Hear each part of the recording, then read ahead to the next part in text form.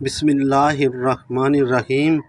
حضرت جابر رضی اللہ عنہ نبی کریم صلی اللہ علیہ وآلہ وسلم سے روایت کرتے ہیں کہ جس کا مفہوم کچھ یوں ہے کہ آپ صلی اللہ علیہ وآلہ وسلم نے ارشاد فرمایا کہ قیامت کے روز اللہ رب العزت کچھ لوگوں کو چونٹیوں کی شکل میں اٹھائے گا۔